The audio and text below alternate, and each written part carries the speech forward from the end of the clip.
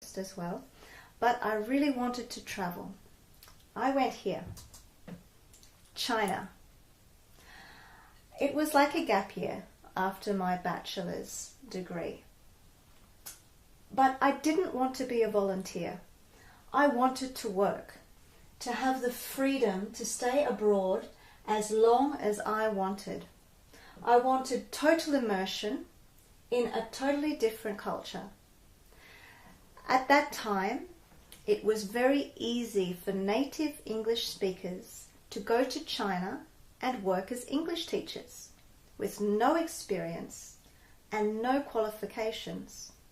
All I knew was one man, a Chinese man, who would bring English teachers to China and place them in Chinese schools.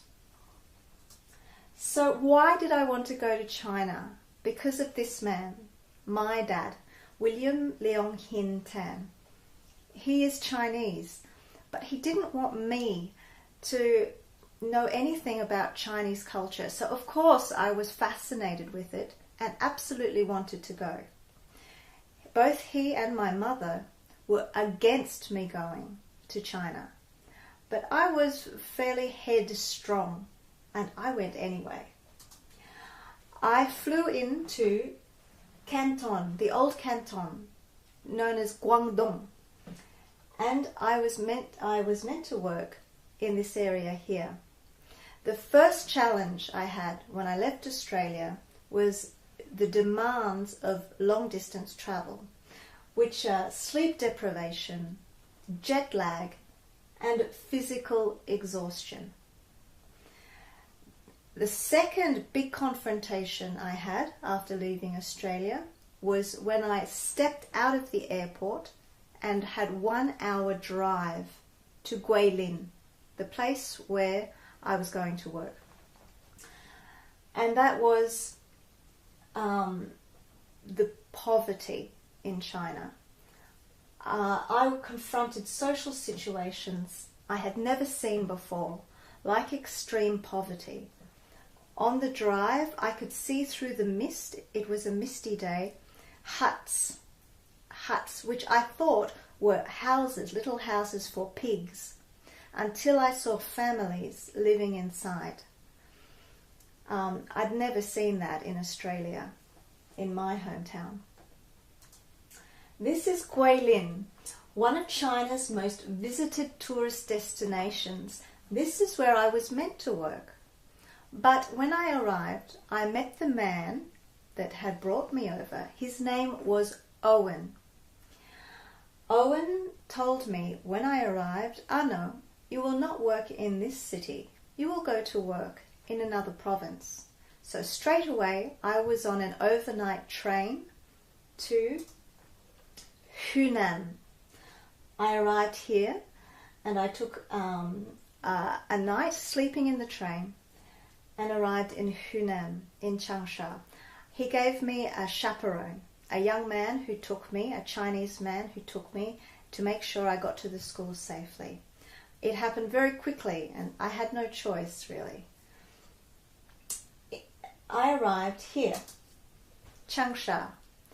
Changsha is famous in China because it is the birthplace of Chairman Mao, but it is not a tourist destination.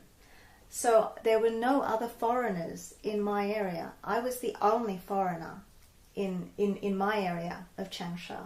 I faced cultural isolation and culture shock. But I also learned new skills. I learned how to communicate in Chinglish, which is a mix between Chinese and English. I learned how to create an English lesson for classes of 66 students. I had 18 classes, so in one school I had more than 1,000 students. I learned about discipline in a different culture. I had no problems with discipline, none. All the Chinese students were much like this, very, very well disciplined. I decided when I arrived in China I would try new foods, that I would try everything. I wouldn't think about it. So I ate many strange things. This was breakfast, spicy beef noodle soup, very spicy, niu rou mi, and chou tofu, stinky tofu, and 100-year eggs. But the speciality of changsha, which is served on special occasions, is this one, snake. Very, very spicy snake, which I ate all of that with no problem. But there was one dish I never ate. I learned about my limits. The one thing I could not eat was congealed pig's blood. I learned it's okay to not do everything. But I did have some wonderful positive surprises.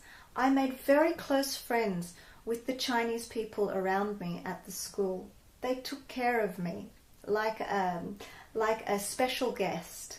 And one family I had one student, and her family invited me to come with them on holiday. We went around Shanghai to beautiful places like the West Lake in Hangzhou, which is surrounded by tea fields, and of course the center of Shanghai, which is obsessive shopping. I learned a lot about how the Chinese looked at Western culture, at my culture, how other cultures look back at what I think is normal, which for them can be very strange, especially in terms of shopping and name brands like Nike and Chanel, and they have a very different perspective, a different value of these objects than I did.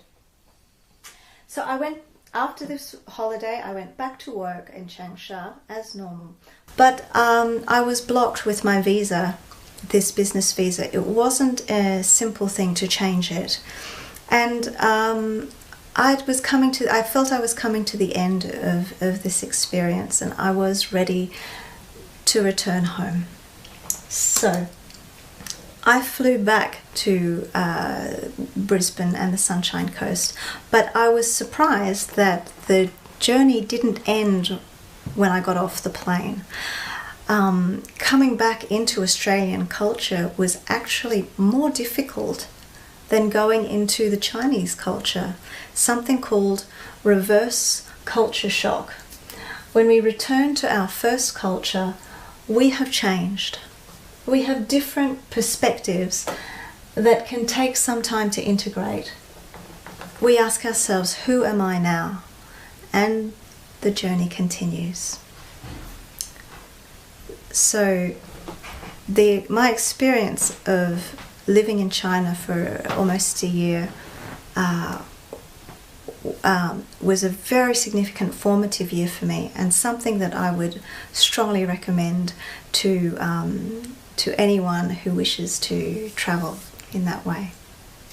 Thank you.